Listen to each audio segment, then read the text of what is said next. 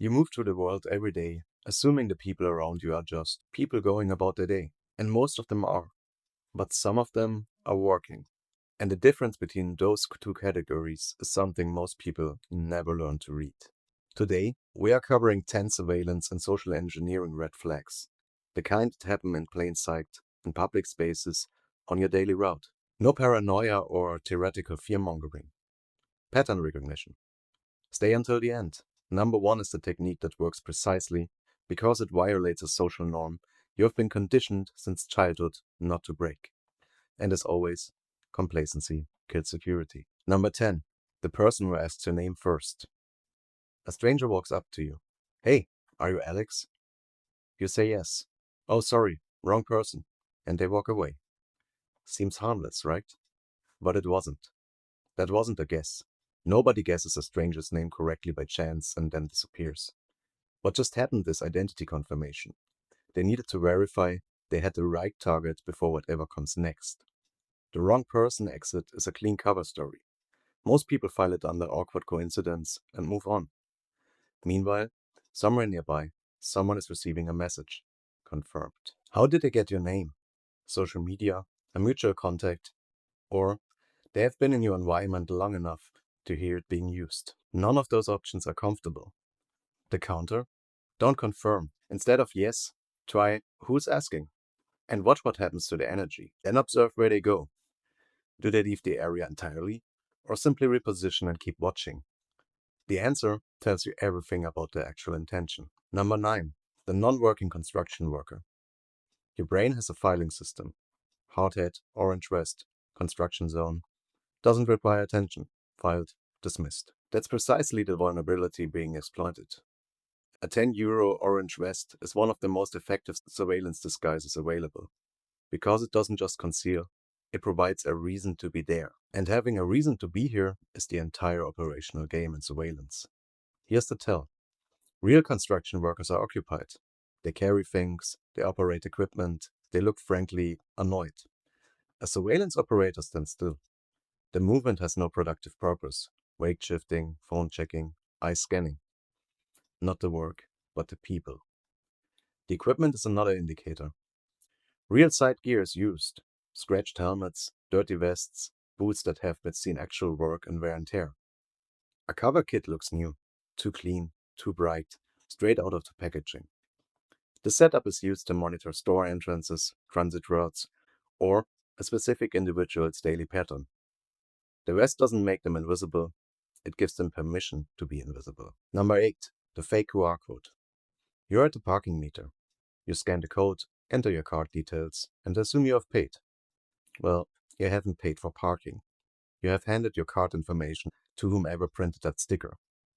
Fake QR codes are placed over legitimate ones. Same format, same context, website that looks identical down to the logo and color scheme. In 1 week in Austin, Texas alone, compromised codes were found on 29 parking meters.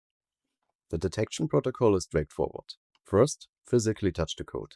If it feels raised, like a sticker, applied over a surface, that's your first red flag. Legitimate codes are typically printed directly onto the material or a plaquette. Second, check the URL after scanning. If you're paying for city parking and the address reads parkingpaysecurelogin.com rather than an official municipal or usual service provider domain, which in Impressum seems legit, close the tab immediately. Third, be suspicious of any QR code that routes you directly to a payment page. Legitimate services almost always have intermediate steps before requesting card details. The method works because it inserts itself into a routine action at a moment of mild stress. You need to park, you're in a hurry, you don't stop to question the details of the infrastructure. Number 7. The fake phone call nearby. You're standing in a queue. A man steps up beside you or holds some distance, speaking loudly or quietly, yet dedicated into his phone. Neither of this is the whole pattern. His speech pattern is, yeah, I'm here. Blue jacket, black bag, nice watch. That's not a phone call, that's a live intelligence feed. And if the description matches you, you are the subject. This is called a spotter call. One operator stays close and narrates your description, location, and behavior in real time to a partner positioned elsewhere. A person on a phone is socially invisible. That's the cover. The tell is in the structure of the call. Real conversations have rhythm, speaking, pausing, responding. Spotter calls are one-directional monologues, short, descriptive, and constant. He's moving toward the exit, back on his right shoulder. Nobody talks to a friend like that. Proximity is the other indicator. A normal caller finds a corner or steps aside. A spotter needs to stay close, so they hover. You move, they move. If you suspect this, relocate casually. Don't reach into your bag, don't flash your phone screen or your wallet. Give them nothing worth reporting. And if they follow you to the new position, you have your confirmation. Number 6. The stranger who already knows your route. You're waiting for the bus. A stranger initiates conversation and mentions almost in passing, "Oh, you take the 47 too?" That detail is not available by chance. It requires observation, multiple days of it. Someone has seen you at the stop, at this time, more than once. This is a contact technique called a bump. The meeting appears coincidental, but it was engineered. If they know you get a specific coffee at 8:14 on Tuesday mornings, that is not intuition. That is a pattern that had to be documented. The reason this works is social categorization. A friendly stranger gets filed under nice person, not threat. It's camouflage through warmth. The response protocol. First, ask yourself how they could plausibly know that specific detail. If no innocent explanation exists, you have your answer. Second, don't confirm or deny anything. Huh, interesting, and the subject change is sufficient. Third, where you route that day. See if the same face appears somewhere it has no business being. They are not psychic, they are informed. Number 5. The €100 bill under your windshield. You return to your car and find a banknote tucked under the wiper. Your first thought, lucky. Your second thought should be, someone placed that there and is currently watching me. The mechanics are simple. The operator observes you entering your vehicle, confirms the engine is running, places the note on the windshield, and waits. The moment you stop before entering or even step out to retrieve it, the car is temporarily occupied. You're back on the passenger seat, your phone in the cup holder, the engine already running sometimes. That's all the window they need. The trap is engineered around one specific cognitive moment, the distraction of unexpected reward.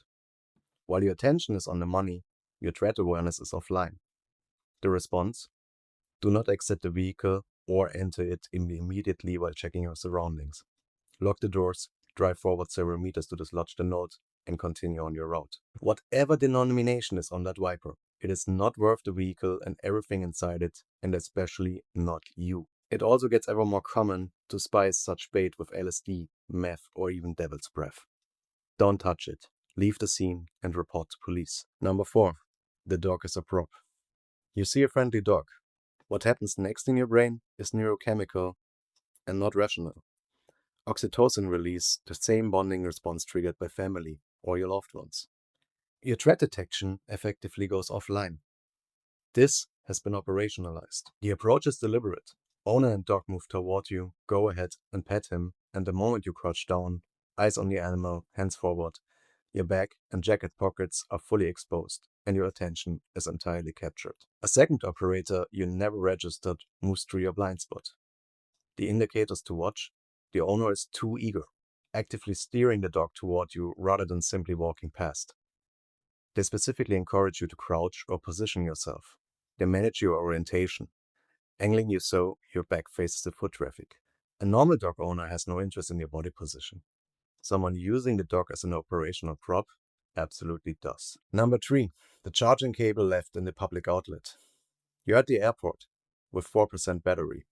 Gate boarding in 12 minutes.